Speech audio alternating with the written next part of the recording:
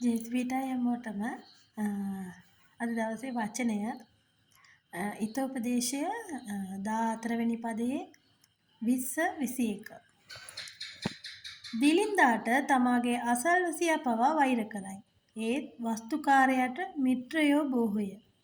තමාගේ අසල්වාසියා එළහා දකින්නා පව් කරන්නේය. ඒත් දුප්පතුන්ට අනුකම්පා කරන්නා වාසනාවන්තයෙක්ද. ඉතින් මං හිතනවා වචනේම ඔයාලට තේරිලා ඇති. එක්කෙනෙක්ට සාමාන්‍යයෙන් අපේ සමාජයේ ඇටියට මිනිසුන්ට සල්ලි නැත්තම් එයා දුප්පත් නම් වස්තු සම්පන්න මිනිස්සෙක් නොවේයි නම් ඒ මිනිසයන්ව බොහෝ මිනිස්සු වෛර කරනවා. ඒ වගේම මේ සමාජයෙන් කොන් කරනවා.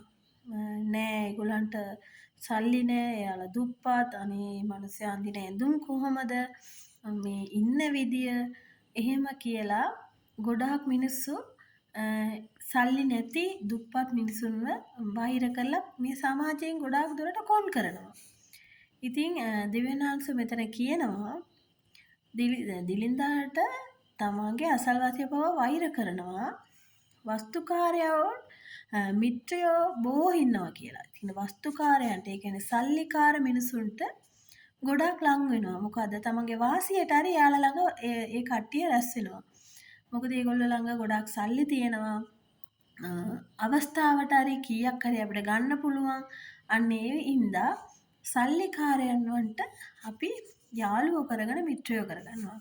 ඉතින් දෙවියන් වහන්සේ කියන්නේ තමන්ගේ අසල්වාසියව එලා දකින්නව පව්කාරයෝ කියලා. ඒ කියන්නේ තමන්ගේ අල්ලපු ගෙදර මිනිස්සයා දුප්පත් වෙන්න පුළුවන්.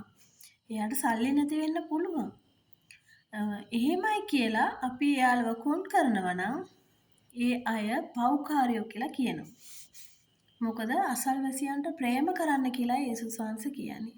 ඉතින් ඒ වගේ එයාලව එලා දකිනවා කියන්නේ එයාලව කොන් කරනවා, අයින් කරනවා. එයාලට සල්ලි නැහැ, දුප්පත් කියලා එයාලව එහෙමම අයින් කරලා දානවා.